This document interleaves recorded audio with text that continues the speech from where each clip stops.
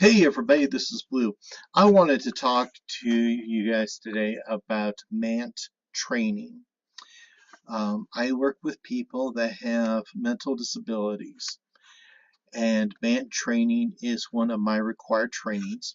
This is a nationwide accepted program to teach caregivers how to de-escalate a situation. So if we have a person that is angry, they are lashing out at others or themselves. This program is to help us get that person down to their baseline or their non-escalated status. Okay, so the first thing we need to do is we need to talk about what anger is, and this is very important. Now, I actually still have my packet from my Mandt training, and so I'm going to be reading some of these sections to you directly from the manual. Understanding anger and aggression. Anger is a secondary emotion, not a primary emotion. Caregivers need to look behind the behavior and see the emotions of the person's behavior is showing us. This is true for all people. Now, this part is very important. While this is to help us with people with mental issues, these applications can go to anyone and everyone because we all get angry. Anger can't stand by itself. It needs a power source. And if caregivers do not find the source, the anger will only continue. Finding the source of anger helps identify what is needed to support the person, not just their behavior. When people feel angry, it is more difficult for them to communicate their feelings. For people who can't explain what they feel, that barrier to communication provides more frustrations and a greater feeling of helplessness. Giving people additional ways to communicate their feelings is important. Okay? So as it says, anger is not the primary emotion. It is a secondary emotion. Something happens, it sets us off, and we get angry. So, fear, embarrassment, shame, frustration, helplessness, and loss are primary emotions. These trigger anger. Okay? So if you lost your job, you get angry. If somebody at work is making work difficult, you can get angry. Embarrassment, you fell and you got your nice clean clothes dirty. That can make you angry. It's not the anger is just the excess of these emotions. So we have to find out what is making each and every person angry. Once you identify those primary emotions, we can resolve that situation. If you are a pagan, you are going to understand this concept very well, very easily. The diagram that you see right now is Maslow's hierarchy of needs. This is key in understanding why people get angry. I want to read to you about Maslow's hierarchy of needs. Most people are familiar with Abraham Maslow and his hierarchy of needs. He concluded that people have needs, and if people are to be more productive, their needs need to be met first. The most basic need is for food, clothing, and shelter. People need those to survive. If they don't have food, clothing, and shelter, their time and attention will be focused on getting those needs met. When there is a 3-day weekend, students involved in the free breakfast or lunch program will gorge themselves because they're not sure when or how much they will have to eat during those days. If the student is preoccupied with getting those needs met, how much attention will they give to math problems? People also need to feel safe and secure, not just physically, but also emotionally and psychologically. Safety and security come largely from consistency and predictability. Everyone prefers to feel safe, feel that they are in control over their environment and what happens to them. Most people fear and resist change because it is not predictable. The more consistent life is, the more they can predict what will happen to them. The more they feel in control, psychotherapist Virginia Satir stated. We prefer the certainty of misery to the misery of uncertainty. Remember that. Okay. That is sad but true. People are often more comfortable, even in an abusive situation, if they can predict what will happen and prepare themselves for it.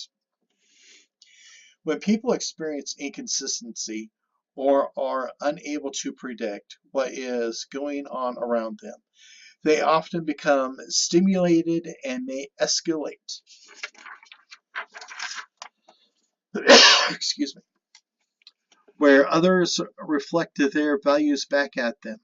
As cave dwellers, humans learned that they could exist more safely with a group or other people working together.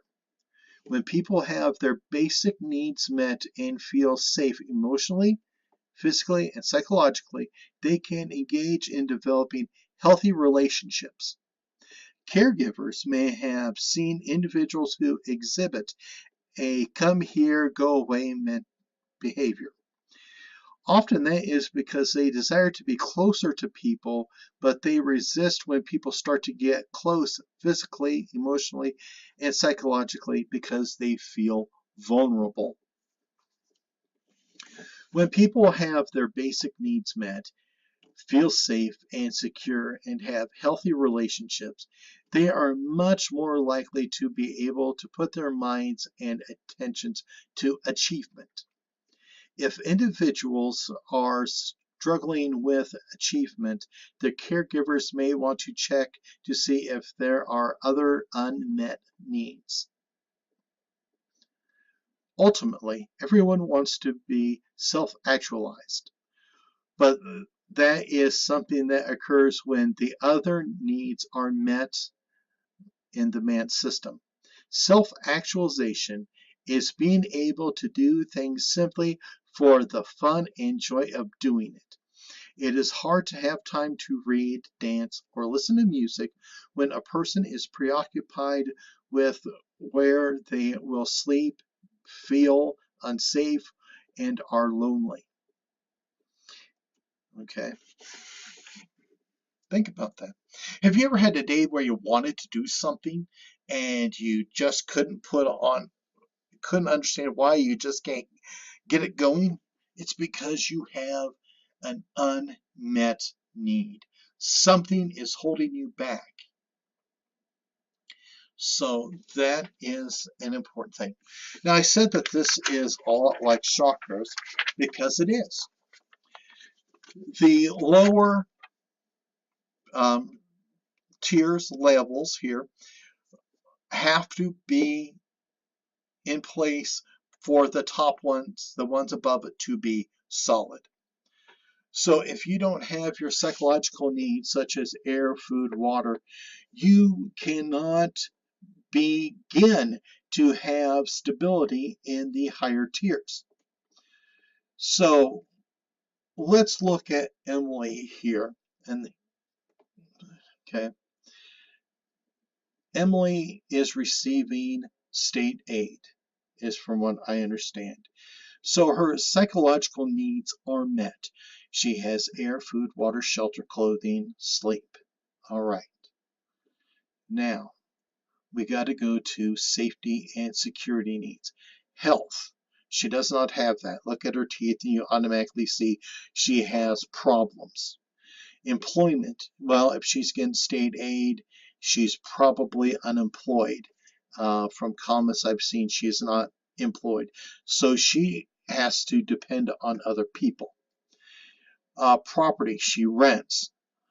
Family, from her family views, from what I am able to gather, are completely messed up because her kids don't show as much respect from what I understand.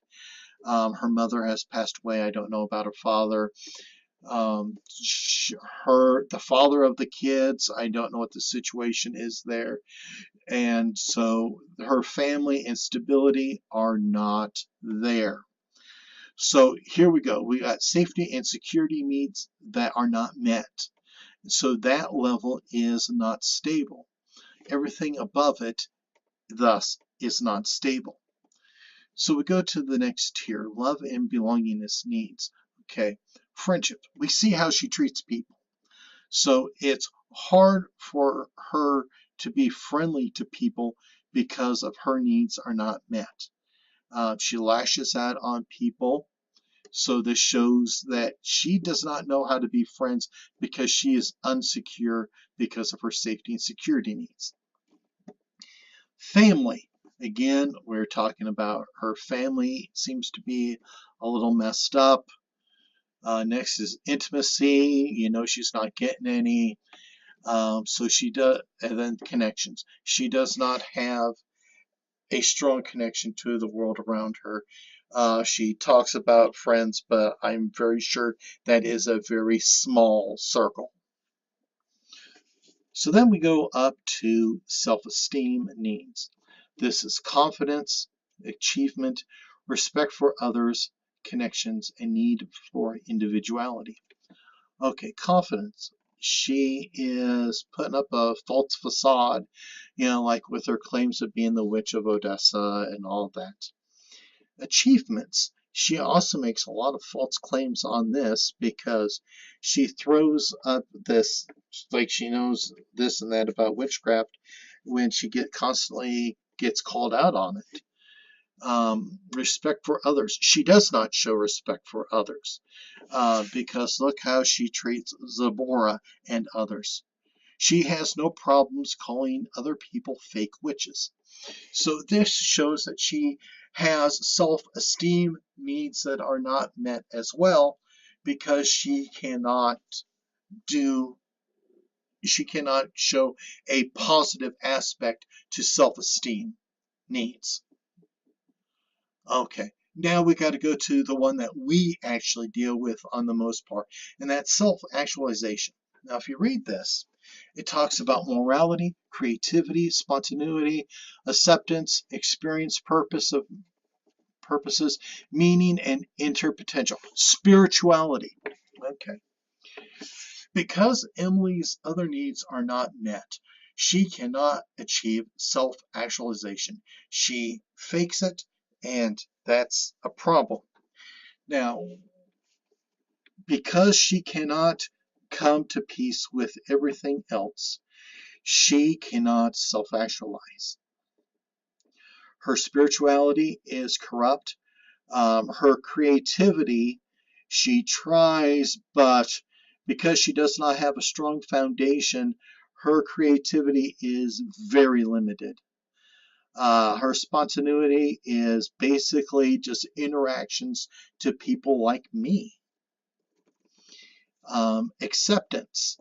Well, we see it. She calls people fake witches. She wants to criticize people. She has no acceptance for others. And so we have to look at this and see the problem with Emily. She has basically her hierarchy of needs is a complete mess. She has the bottom tier, that's it. She has to work on her safety and security needs and get that stabilized.